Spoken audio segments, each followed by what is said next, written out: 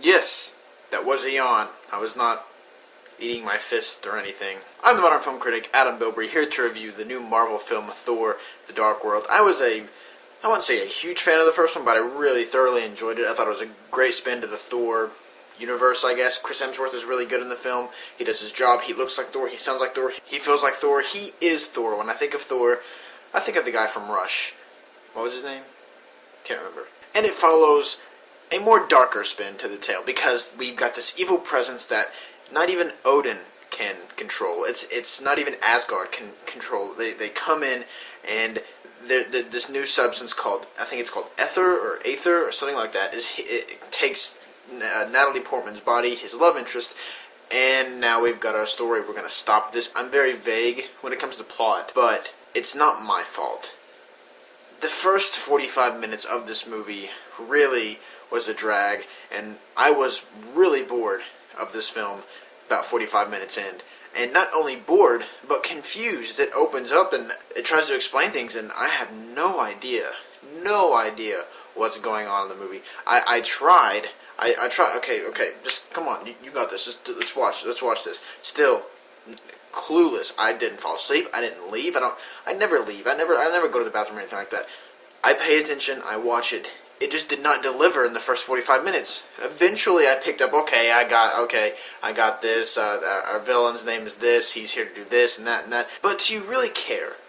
For me, it was good. The film was passable, but it was nothing spectacular. If you're excited for it, are you going to be disappointed? Probably. It's a film I had very mixed opinions about leaving, because I was like, the first 45 minutes are really just, so slow and so boring and so dull. But it picks up. But when it picks up pretty well, and I get invested and I'm into it.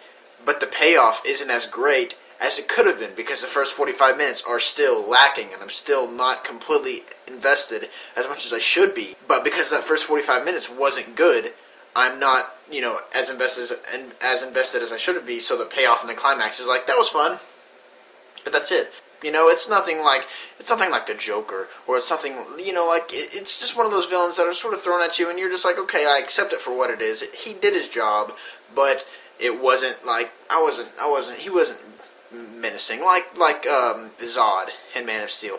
Did I enjoy this more than Man of Steel? I'm not sure. It's a mixed bag for me. I like the performances in Man of Steel better. Like Russell Crowe. I thought Russell Crowe was great in Man of Steel more than this. Everyone who comes to the plate and steps up in Thor 2, they did their job well. There wasn't any bad acting. There wasn't any bad acting. It was all solid performances. But Kat Dennings. Now I get into, actually I want to say this is my most main gripe with the film, is the humor in the movie. Now Thor, Chris Hemsworth does a very good job with his humor. He's funny, he's clever, things like that. Most of the comedic moments that worked were clever moments. They weren't ha-ha funny. When the film goes for a ha-ha funny, it doesn't really deliver. A lot of people in the theater were cracking up, but I was just sort of sat back, and it just hit. And Kat Dennings, she is just so over the top and annoying, and she took me completely out of the film. She's obviously in this movie just for comedic elements, and it doesn't really work with her, but it worked with Loki. Loki's pretty funny in the film. He's definitely underused, and I had a problem with the ending that I'm not going to get into for spoiler-wise. I'm conflicted with the ending, let's just say that. But back to Kat Dennings, and whenever she came on screen, it was more of like a, Kat Dennings is here, she's about to say something funny. And it wasn't funny. It was definitely a miss. Most of the clever stuff worked, but most of the ha-ha funny moments did not work. I would say most of the laughs came from Thor himself, but, Kat Dennings, just don't be in the third room, please. Just go on a scientific retreat or whatever you do. She just wasn't good in the film. But I will say it is visually, the visuals are very, very well done. There were a lot of great action scenes that I thoroughly enjoyed. The visuals in this one are a lot better than in the first one. I found myself going, wow, at some of the great stuff on the film. And like I said, the acting's solid. Thor is really good. Chris Hemsworth delivers again as Thor. He's used to this character by now. When you see Chris Hemsworth, that's the Thor guy, and he does a very good job. Now, Loki does a very good job in this film, too. Tom Hiddleston, I think it's Tom Hiddleston, he's back, and he's locked up, and it gets to the point where Thor's like, I need help. So he goes to Loki. Is Loki going to turn his back on him? There's a cool little twist in the middle of it that's really awesome. And yeah, Loki's very good, but he's a bit underused. I wish they would have used more of him, because whenever he was on screen, I was like, this is getting better.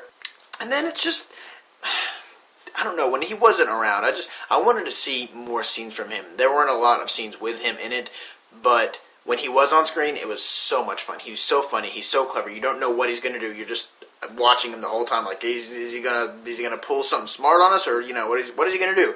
Loki is very good in this film. Props to you, Tom Hiddleston. I thoroughly enjoyed the film, but just barely. I can barely get it to a fresh rating.